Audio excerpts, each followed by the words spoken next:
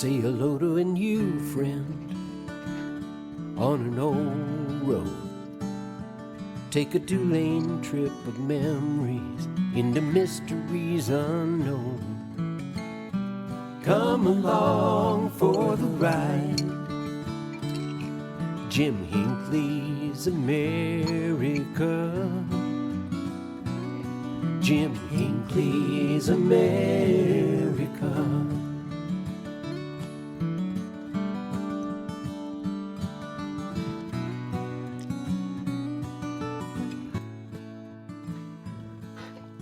Hey, good morning, my friends.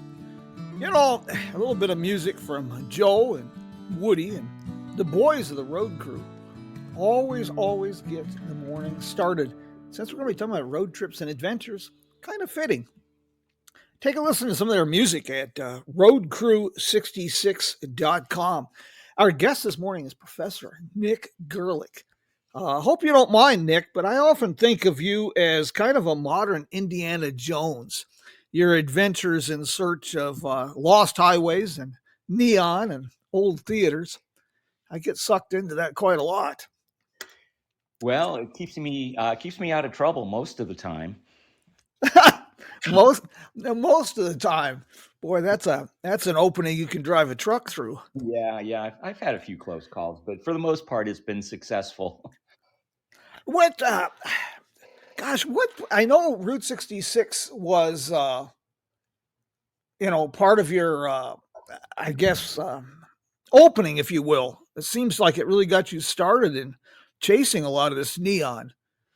But yeah, that was definitely the beginning. That would have been around 2010. I think I had this latent desire to do all this exploring for many years. It's just that I was actively involved in long distance bicycle racing, and that pretty much consumed my life.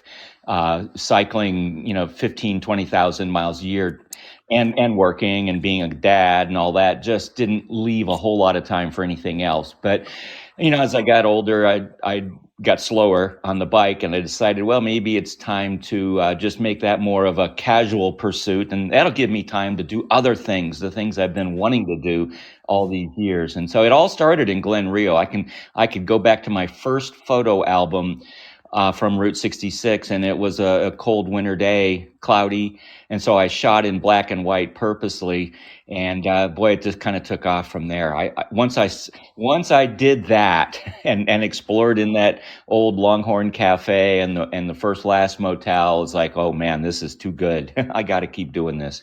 well, it's good you documented that because, of course, as we know, Glen Rio has, it's been changed rather dramatically lately.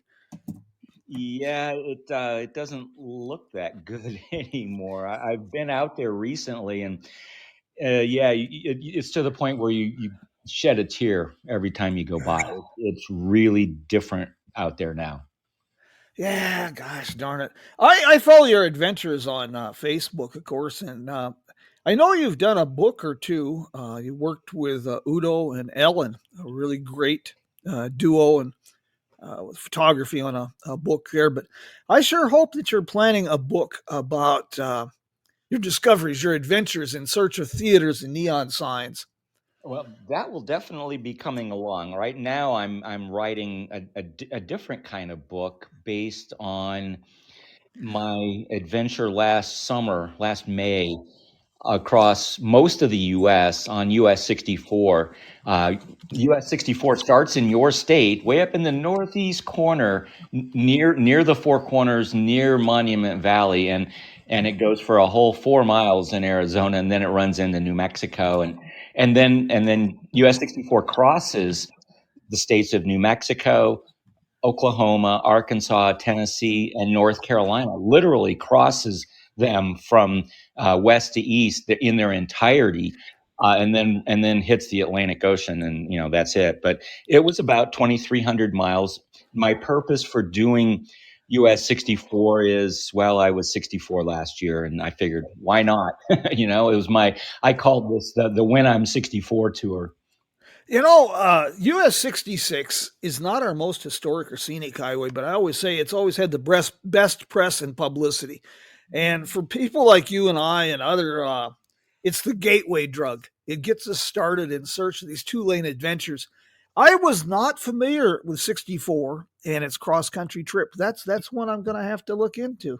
It's a great road. It's US 64 is a lot like US 66, but without all the kitsch and all that. It's more it's understated, I guess, if you will, but it does go through some bigger cities. It goes through Tulsa, it goes through Memphis.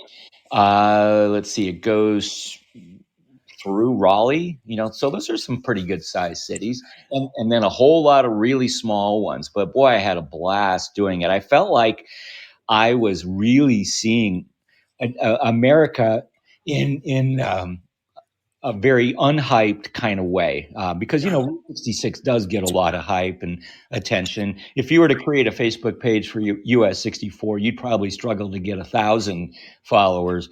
But the biggest one for Route 66 probably has about 175,000 now. So yeah, the other roads don't get as much press.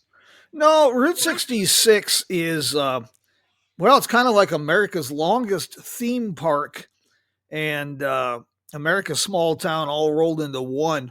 But the problem I find with a lot of the older highways now, especially in the rural areas, is a lot of the small towns have just, well, they've just died. If it wasn't for a dollar store or one of those, there wouldn't be hardly anything left in some of these places. Oh, you're absolutely right. I mean, I joked with people while I was doing the trip. They'd ask me where I was, and I would say I was in Dollar General territory, because that's pretty much all I saw. Yeah, I should have invested in those stores a long time ago. Yeah. Nolan Stoltz says he takes US 64 pretty much every summer. Good.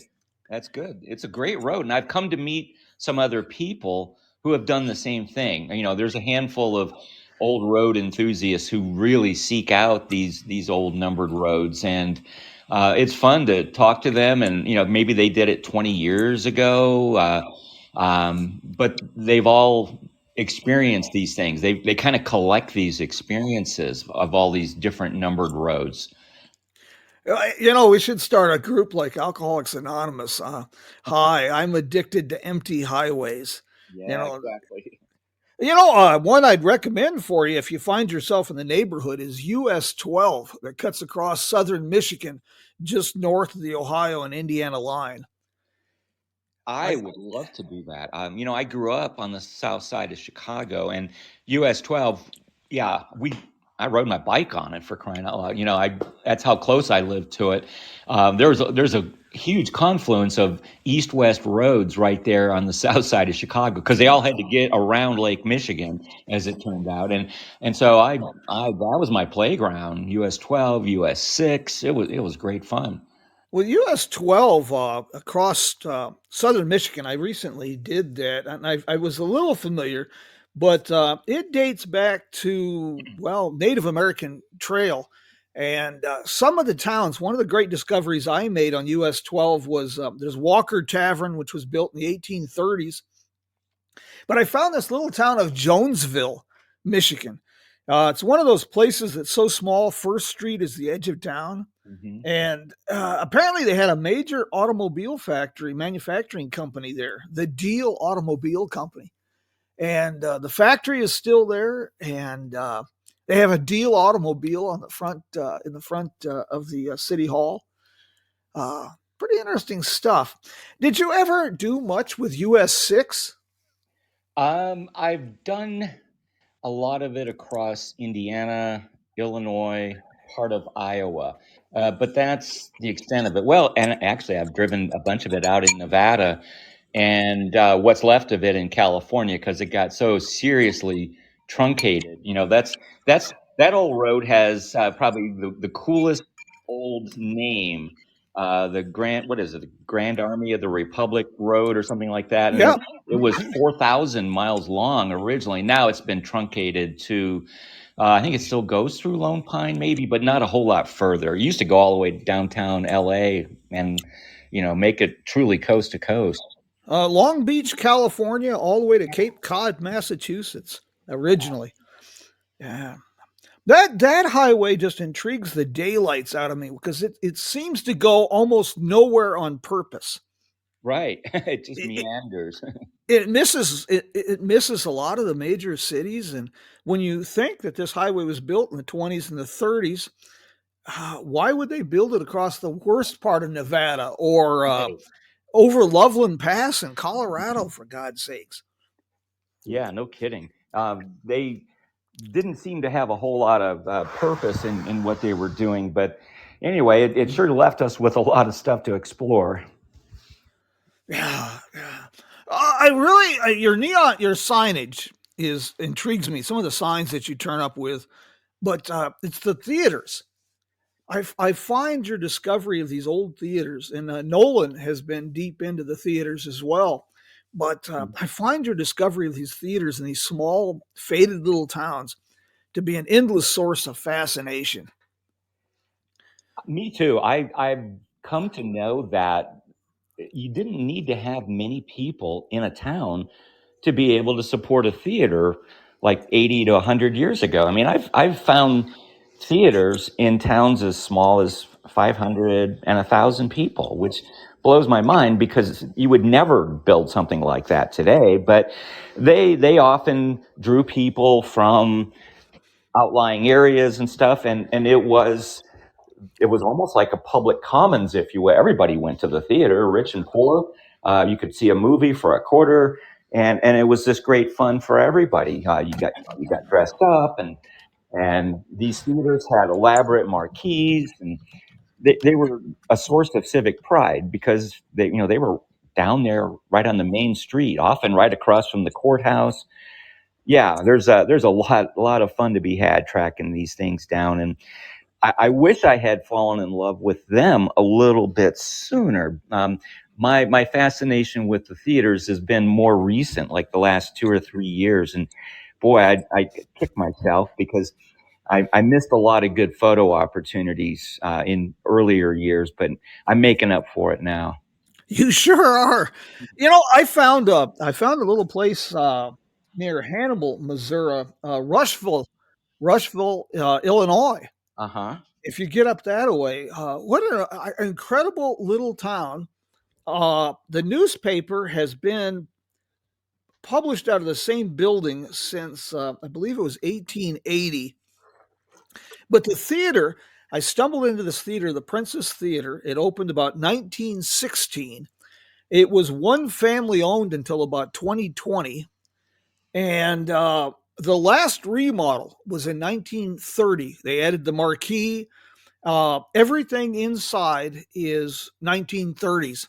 The little clamshell lights over the bathrooms. The popcorn machine is from 1930. Mm, Uh, and down in the cellar, they had the original arc light projector. It was a mm. great little find. I one of my cross country adventures. Wow, that's great. There's so much hidden history and story in the development of these theaters, like just fireproofing. I mean that old adage about don't cry fire in a crowded theater or anything like that. That was a very real fear in a lot of those places because a lot did burn down, unfortunately. But mostly, I'm fascinated by what was the first movie to show there. That's a great piece of trivia if I can find that. And so I find myself spending way too much time looking at online sources. If I can find archived issues of Box Office, for example, I'll dive into that. And of course there's cinematreasures.org, which is a great crowdsourced website with lots of great information about the theaters. And yeah, you can. It's a rabbit hole. That's all I'll say. The internet. I have to be so careful with that. I'll start researching, something as like a bridge.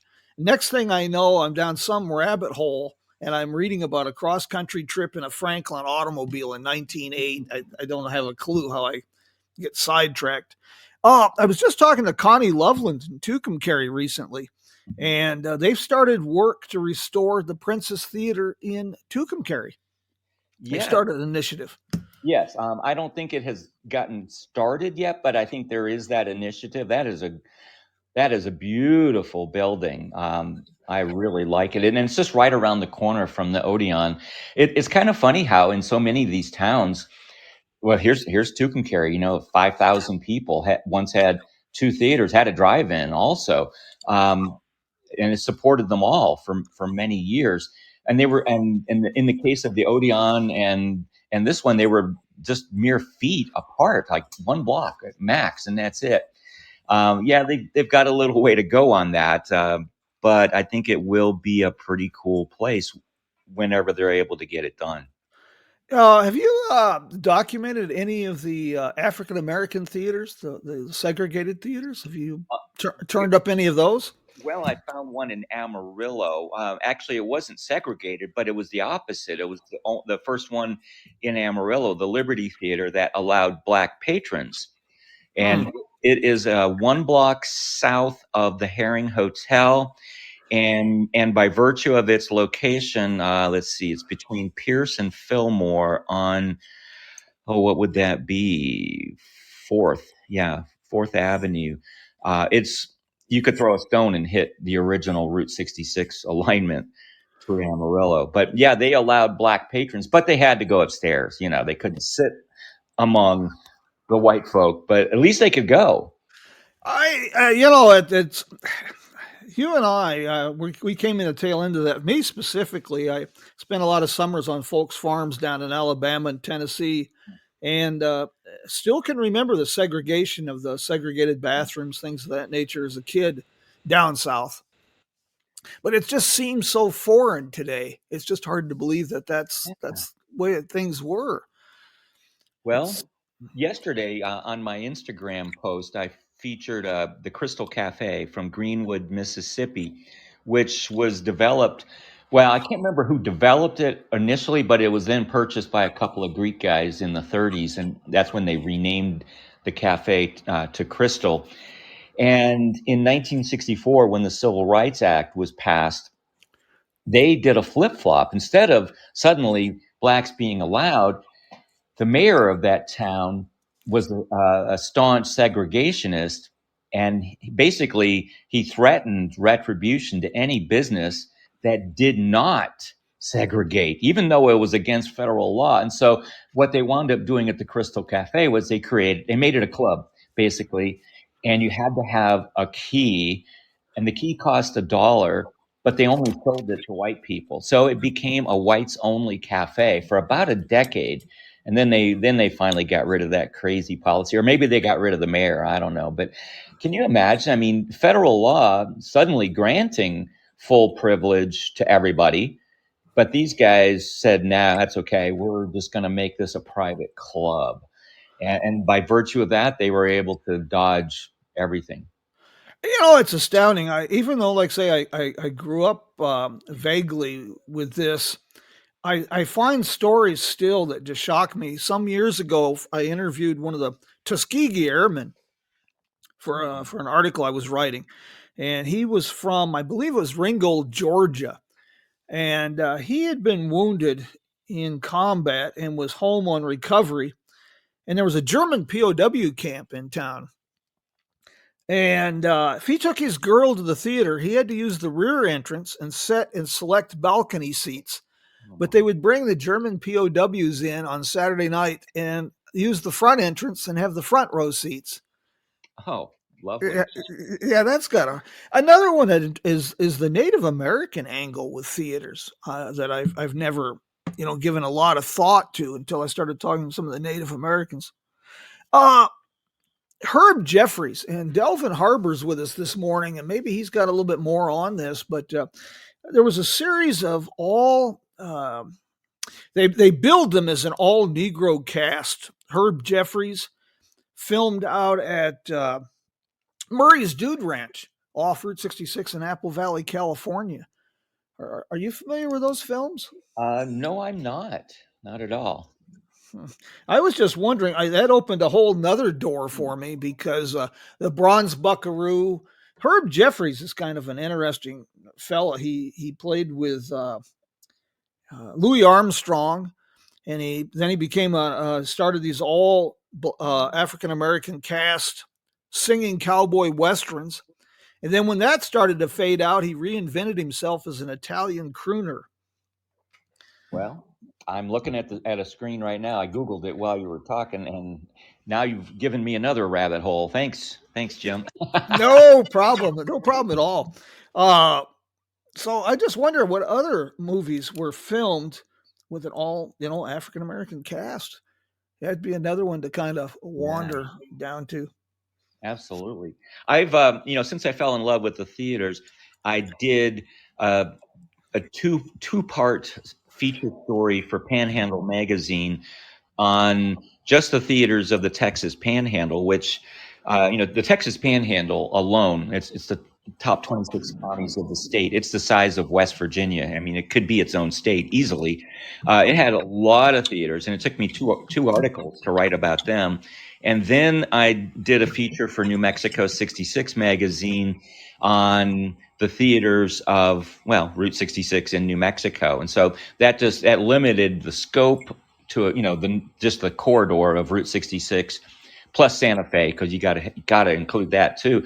And I was amazed at how many theaters were just along that ribbon of pavement. There were a lot. Yeah, the theaters, of course, before television, like you said, theaters were the place. Another thing that added to their appeal, especially in the Southwest, was air conditioning. Oh yes, yeah. You could go there and get out of the heat and socialize, be entertained. You could check a lot of boxes there. Some of the theaters, I was surprised, like the L.A. Oh, that L.A. theater district is that astounding? Along the original, near the original western terminus of Route 66. Yeah, that is amazing. I love walking up and down. That's Broadway there. That is just amazing. It's hard to walk. You can't walk fast because there's too many things to stop and look at. No, gosh, that I'd like to get into some of those theaters and poke around. I really would. I've Yeah, only been in a few of them. yeah. I've been in a couple so far, and one is a store. I mean, it's an Urban Outfitters now, but they kept the theater marquee, which I thought was very smart. Yeah. Nolan had an interesting question. He was asking about the theater in Kingman. I found a picture of a black jazz combo performing for an all white crowd.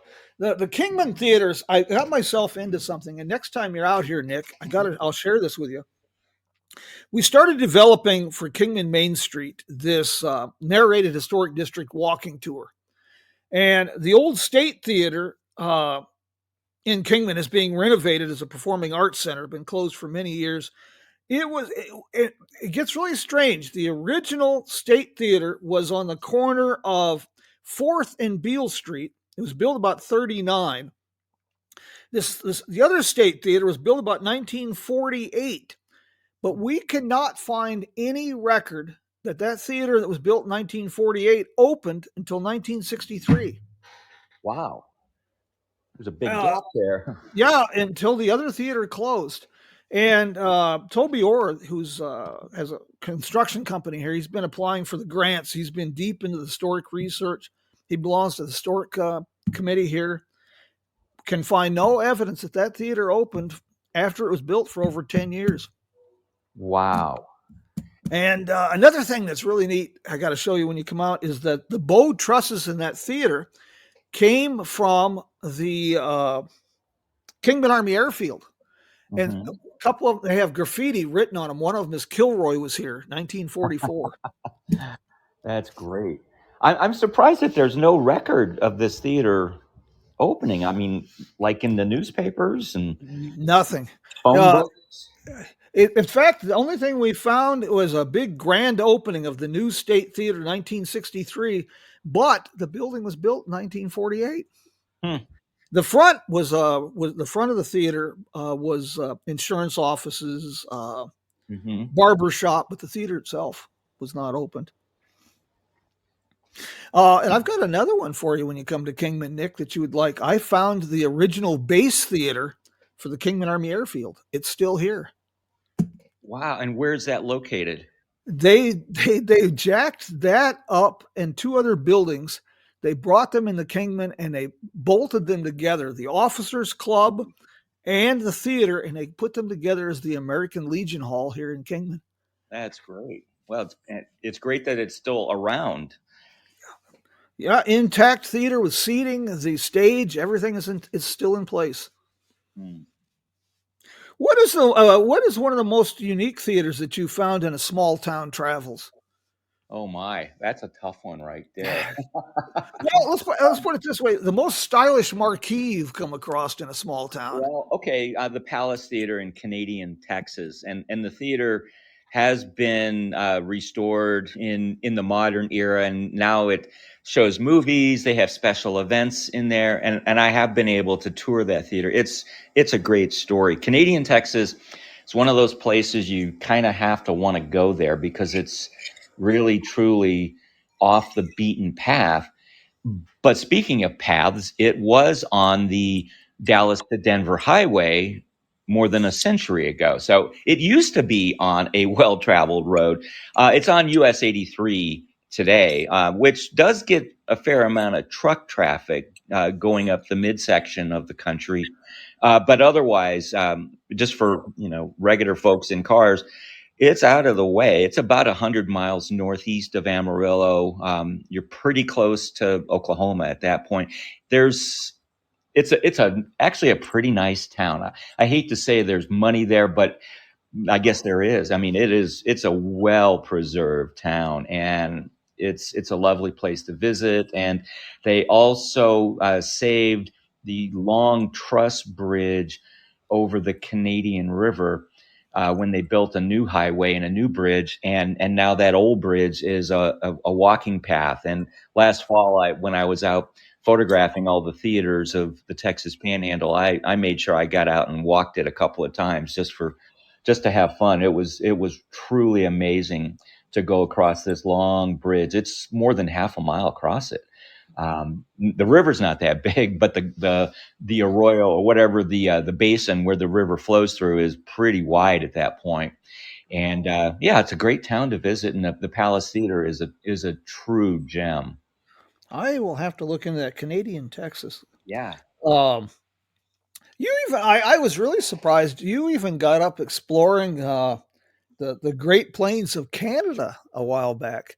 Oh yeah, 2 summers ago, man, that was so fun. I've been to Vancouver, in BC. I've been to Montreal, Toronto, all the stuff in the east, and I had never been to the prairie provinces. And so I made it a neon sign trip getting to Canada. And then in Canada, I didn't find that many neon signs there, maybe 15 or 20, but I went to Winnipeg, spent a couple nights there, which is just a lovely town, and then made my way west to Saskatoon. Oh, I spent the night in Moosomin, which is a neat little town. And to be honest, I was actually checking some more boxes because I've got all these old songs playing forever in my head. The Guess Who is originally out of Winnipeg, and one of their songs that was only recorded on a live album, never made it to a regular album, was called Running Back to Saskatoon. And so they name a lot of the cities out there. And so I made it part of my plan to go to as many of those cities as I could. So I spent the night in Moosomin, which is not much of a town, believe me, but it was great fun. And then went to Saskatoon, and then turned south and went to Moose Jaw, spent the night in Regina, and then dropped back down into northern Montana. And then I continued the trip and drove US 2 across the whole state, which is no small task in itself because Montana is huge. Did you find that some of the old prairie towns in Canada have the theaters? Was it comparable to what we have down here in the plains, or? Not as much so. I don't think so. The thing that I found most compelling from a historical perspective and also that of a photographer is the old grain elevators. Oh, they've got so many of the old wooden, skinny, tall grain elevators there. Some of them have been clad in tin sheeting, which helps preserve them. But there's Facebook pages dedicated just to the grain elevators of the prairie provinces, and it's just breathtaking because you can see these things out on the prairies for 10, 15 miles, and all you have to do is just aim and get out and go photograph them. They are truly amazing. But just like neon signs, they ain't making any new old grain elevators anymore. And unfortunately, sometimes they come down, they fall down, vandals set them on fire. So there's it's a finite number of these things, and people are out busy trying to document as many as they can while they still can. I was curious about the differences between the communities. I saw some of your photos, and they were very stark. Uh, the grain elevators there on the plains, just really stark. Yeah, it's a different kind of life living that far north. I mean, it takes really hardy people, obviously. I came across this would be in Saskatchewan, uh, Ukrainian communities. I mean, I found Ukrainian Orthodox churches, Ukrainian groceries, and I had to do a little Googling there to find out. Oh yeah, a lot of Ukrainian people settled there, and they maintain their traditions from religion to food. I find that kind of these little rural pockets of immigrants very fascinating. Yukon, Oklahoma, I guess, has one of the largest Czech festivals outside of the Czech Republic. Wow, I had no idea. I didn't know they settled in Oklahoma. I'm familiar with the Czech influence down in South Texas, which is also pretty big. One of the most intriguing things I found with it, or here in the States, as far as a rural pocket, uh, uh, was Maystown, Maye, Aey, Maystown, Illinois, south of Cahokia. The town was, it's beautiful. It's all stone buildings, stone bridges from the 1850s and 60s. But the town was so German that all the town records, all the town business, the town church services were all done in German into the 1940s. That's amazing. I'm looking at it on the map here. I've not been there. Yeah, that is a very, very fascinating town. The theaters, they turn up a lot in these small towns. Were very nondescript.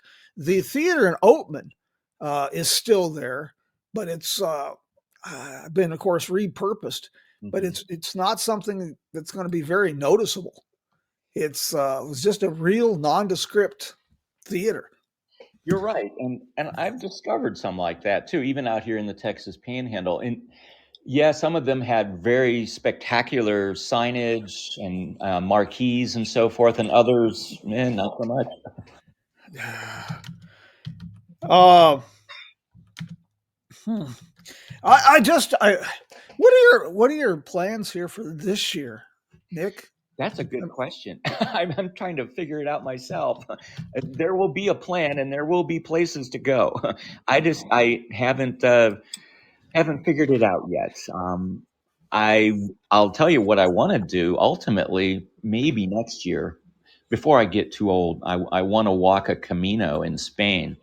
Um, I want to follow. I want to do. It's a pilgrimage route, basically, Yes, yes. and a lot of people do it. I've got numerous friends who have done it, and I've been told that you don't do just one. It's addictive, like Route 66 and the old highways. But basically, you just walk long distance. I mean, the longest route is I think 640 miles. Whew.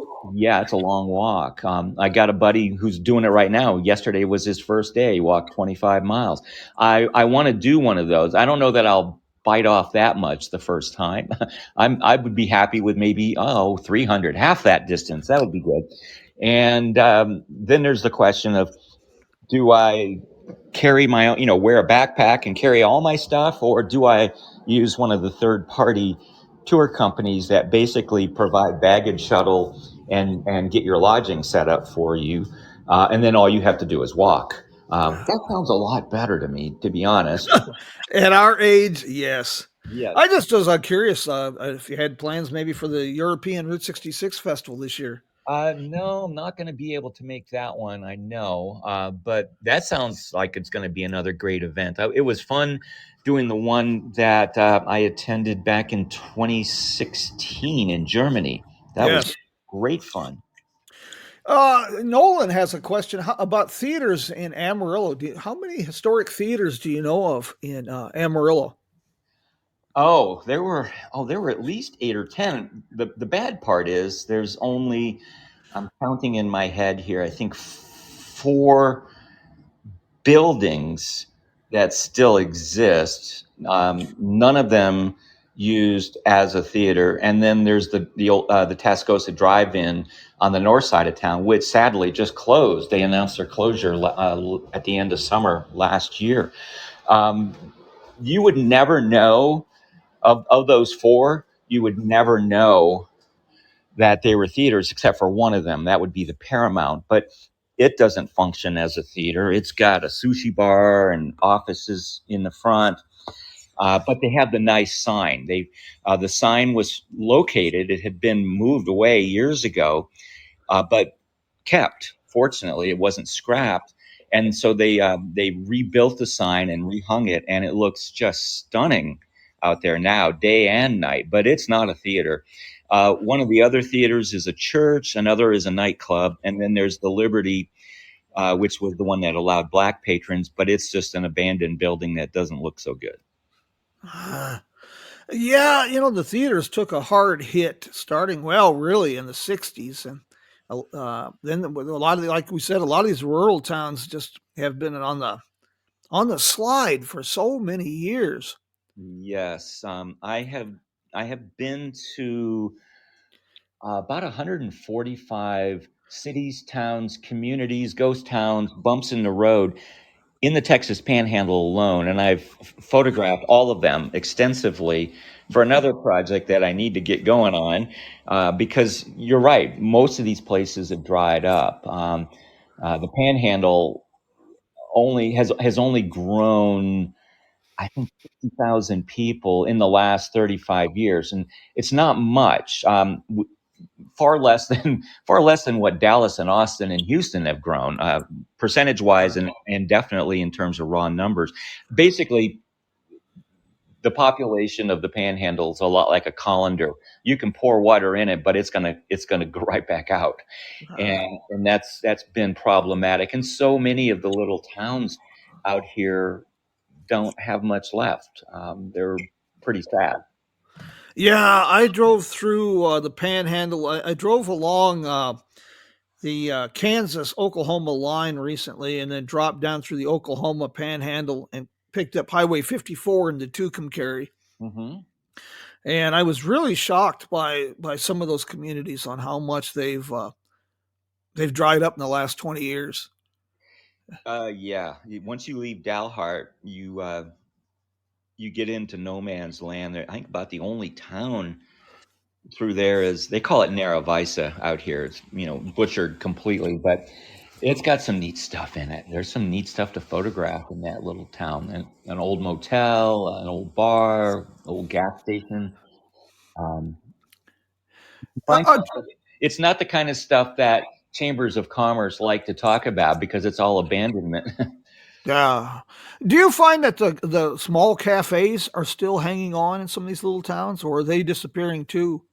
I think they are slowly disappearing, and I think a lot of it has to do with the fact that chain restaurants, fast food have just forever altered the landscape and the culture of eating. In this country, that's just what people like, and I think it's kind of sad because these little small restaurants that fed people for so many years, they've they've lost a lot of their perceived relevance. Unfortunately, there are still plenty that exist, but I see the numbers dwindling. I have photographed many abandoned cafes.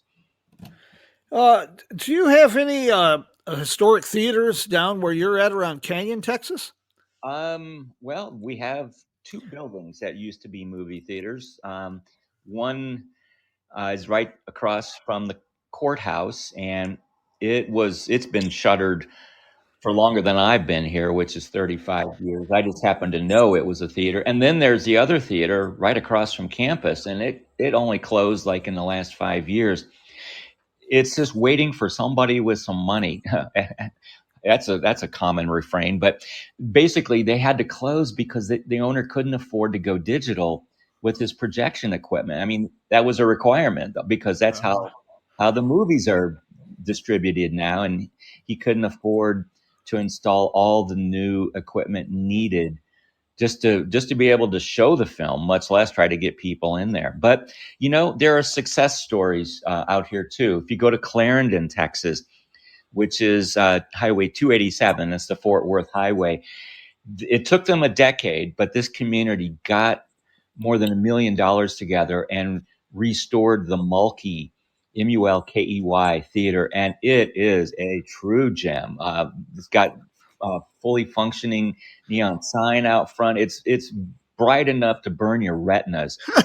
It is amazing, and I've been there for a couple of gatherings, a performance and also a movie, and it's great fun. It's nice to actually see what can happen. And this is a small town. Clarendon is not a big place at all. It's basically one stoplight, I think, in town, and that's it. Yeah. So the key is leadership, and they can inspire passion and build the network of partnerships to create a sense of community. right. And now they're proud of this. It's like, wow, this is our place. And they treat it as such. Yeah, and that's the way it should be. It is a source of community pride. It's rare to find communities like that, or theaters that have been put back together, like the Coleman Theater in Miami, Mhm. Oklahoma. It's a really a rarity. I guess that's one reason we don't take them for granted when we find them, because they are so special. Boy, the Coleman is amazing. I was part of a Route 66 bicycle tour 7 years ago that went from Amarillo to Chicago. The tour director he splits Route 66 in half. And so one year he'll do the west, the other half he'll do the east, but he always uses Amarillo as the middle of the country anchor because it has an airport, and you can get people in and out. But anyway, we spent the night in Miami, and he had organized and arranged for us to get to tour the Coleman and also listen to some guy play that amazing pipe organ. Oh my gosh, it is just so good. It's a really cool theater. Yeah, that's a gem that people need to take time and get a tour of that theater. It's Mhm. really special. Another theater that's really a standout for me, I like the Native American touches, is the old theater on, I think it's Cole Street in Gallup. That it Yes. Yeah, let me That one has survived. It has survived changing demographics, a multiplex being built at the shopping center. mhm. Somehow it's managed to hang on, and it's got some great Native American artistry. Yes, that would be the El Moro. Yes, yes, the El Moro. Yeah, that was fun to photograph that one. That's a good one. New Mexico has a lot of unique theaters. The Chemo in Albuquerque Yes. is Oh boy, that is a beauty. I've seen some interesting things there. Some many years ago, my friends and I went to see a burlesque show, which sounds like it would be, rated R, but no, it's not. It was actually tastefully done.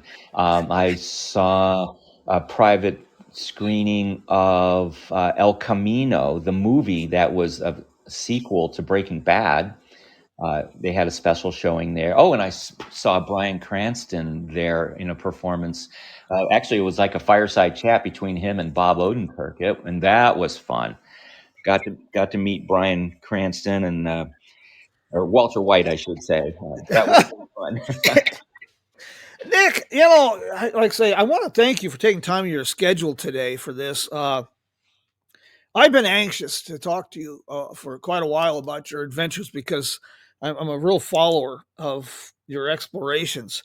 And well, the whole idea behind this is to inspire road trips by telling people where to go and sharing America's story. And this is both. This is I was really eager to do this because this is both. You inspire road trips, and with your digging into the history of these theaters and these little towns, it's America's story. It is. And you're really writing some great chapters for future generations. Well, thank you. It truly is greatly appreciated. Ah, gosh. Do you have a website with, or is it just social media, Instagram and Facebook? I'm just doing social media now. I'm on obviously Facebook and Instagram. Those have been my mainstays for many years. That's where I post my neon signs. I post it on Instagram and it copies over to Facebook. Right. On Facebook, I then put some general travel pictures, and all of these are in color. And then over on Threads, which was the spin-off website from Instagram last summer, it's a social media site, a lot like Twitter. That's where I post all my black and white. And I have started focusing on just Texas and all in black and white. And so that's a whole different chapter of my photography. Somebody asked me, how come you do color and some color, some black and white? And I said, because they're different platforms and I want people to see through a different lens, basically. And so my Texas content is primarily West Texas, but I've posted some from as far south as I think Brownsville. I mean, if I like it, I'm going to post it. I render it in black and white. Sometimes I'll put some lipstick on that pig and make it look really pretty. So put some lipstick on the hog and tell everybody it's the prom queen. That's right. Like yesterday, I posted Paisano Pete, this huge Roadrunner statue in Fort Stockton, Texas.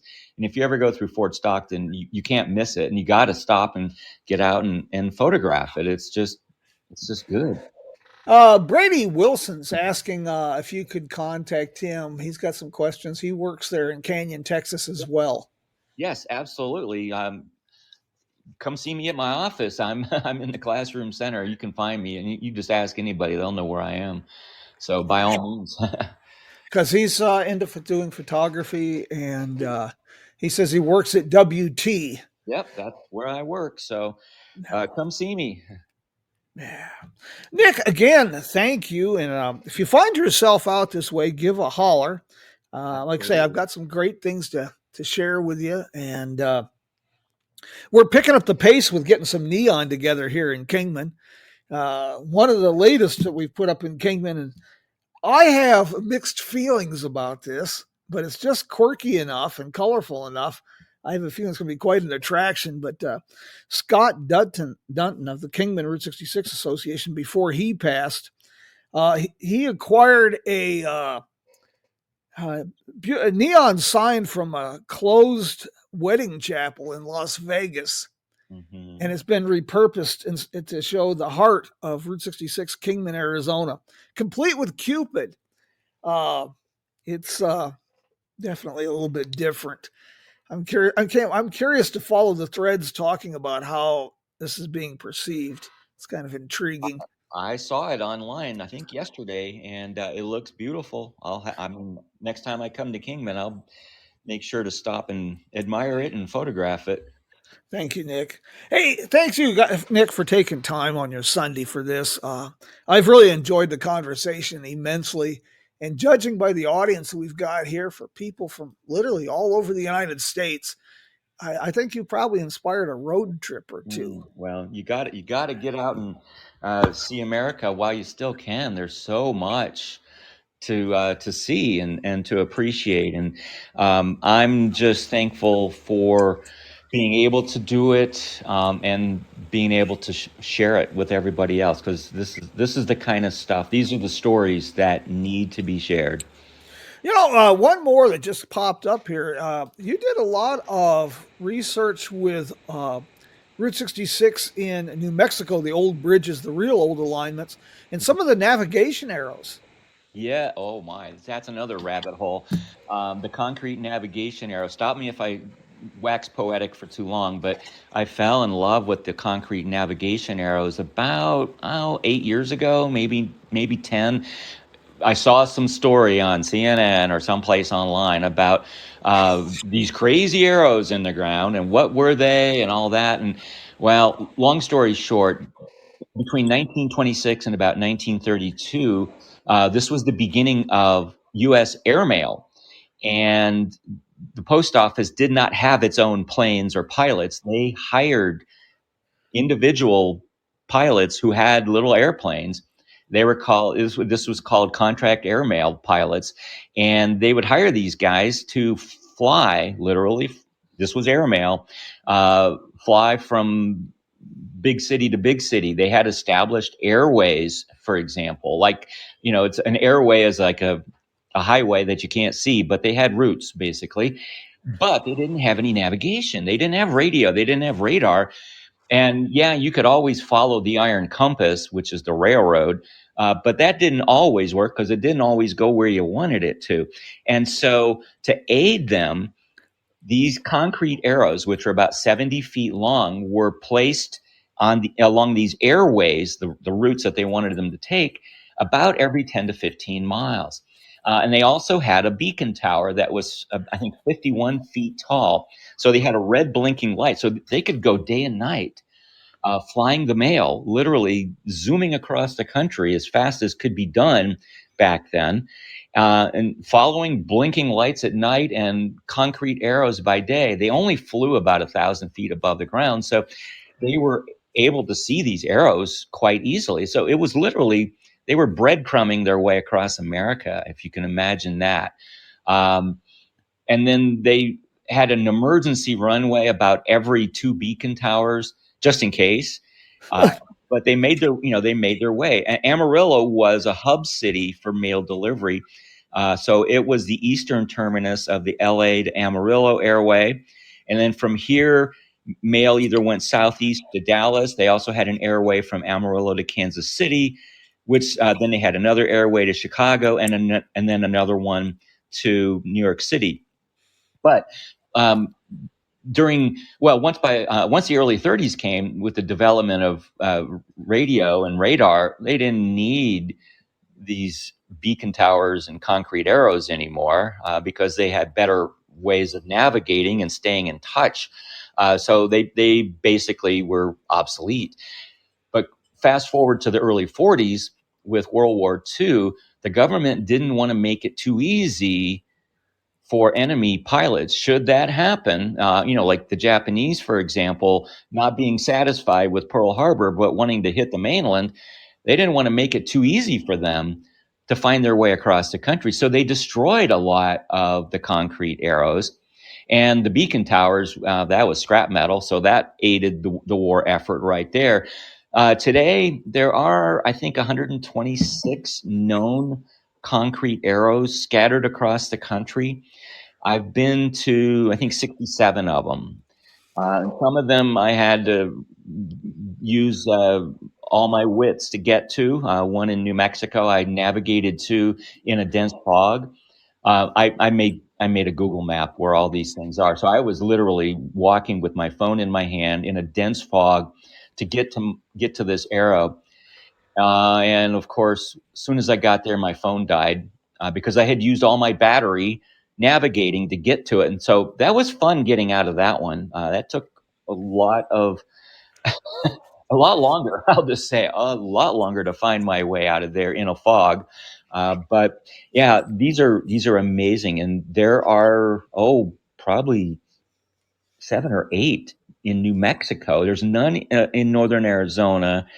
There's a couple in California. Half of the ones in New Mexico I can't get to because they're on tribal land, and I respect that. And to be honest, I really don't want to spend the night in a tribal jail. So that might not end very well. So until I can make friends on reservations and get them to accompany me, those are just going to have to reside on my wish list. But I've been to 5 in Kansas on that airway, and there's one in Northwest Oklahoma as well that's on that airway, and those were easy to get to. And this goes full circle. This is why I reference you a lot as the Indiana Jones of these adventures. That's exactly. Yeah. Well, that opens the door for a whole nother conversation sometime. We've got to Yeah, absolutely. talk about airways, because then I can talk to you about some of the things I've been discovering with Western Air Express, Oh my. one of the pioneering freight and passenger companies in the mid 1920s here in the Southwest. Mm. And I have located terminal site, a few other things here. It's great fun. Hey, I just finished an article on the history of Amarillo aviation. It's going to come out in Brick and Elm magazine here in Amarillo next month. And boy, I learned so much doing that. I had no idea. I've just lived here 35 years, but I didn't know anything. I love that. Hey, my friends, thank you. Nick, God bless. Thank you for doing this today. And for everybody who joined us, I want to thank them. And if you need a base camp for exploring, there's lots of them along Route 66 and other places. Two of my favorites, of course, is the Wagon Wheel Motel in Cuba. And I really can't say enough about David Brenner and the Roadrunner Lodge in Tucumcari. And Angela Moreland at the Cactus Inn Motel in McLean, Texas. She's doing some just pretty amazing things, not only with her motel, but breathing some life into little McLean. And if you have trouble, you're kind of nervous about planning a great road trip, talk to the folks at Route Trip USA. These guys are really specialist in putting together a custom, a bespoke road trip for you in the United States or Canada. Mr. Nick, thank you so very much. And I do look forward to our next visit. See you next time our paths will cross. We're overdue for a sit down with some beer. And as often as you can tell, folks, when Nick and I get together, we can just be at our gums for hours. Absolutely. My pleasure, Jim. Thanks for having me on the show. Oh, I greatly appreciate it. Next week, we're going to talk to the owners of the Pink Elephant in Livingston, Illinois, Roy Pickrell. And then we got Ron Romero coming up with the Rock and Roll Museum, Route 66 Museum in Joliet. And after that, on March 10th, we'll be talking to Scott Piotrowski. He's got some exciting news about Route 66 in California. He is the president of the California Route 66 Association. And then, we've got the Brandon Oliver, the good folks at the Texas Route 66 Visitor Center in Amarillo, coming up on March 17th. And that'll be followed by mural artist Ray Harvey, who is well known in Missouri for his murals. And I'm quite pleased to say he's taken the show on the road, going to be doing some murals here in Kingman on a westward adventure. All fun stuff. Well, until we meet again, my friends, we will bid you adios. And we got a new video up on our Jim Hinckley's America YouTube channel. Tell me what you think. In Search of Lost Highways, episode 5 is now up. Well, Nick and my friends, until we meet again, we'll bid you adios with a little bit of music from Joe and Woody and the boys of the road crew. Adios, Nick. Thank you. Goodbye. Say hello to a new friend. Thank you for everybody who joined us today. And I want to give a shout out to Chris Tuttle with Arizona Podcast. You might want to check out not only the podcast, but he's got a great YouTube channel he's putting together. Jim Hinckley. All things you want to take a look at to inspire a road trip or two. Jim Hinckley's America.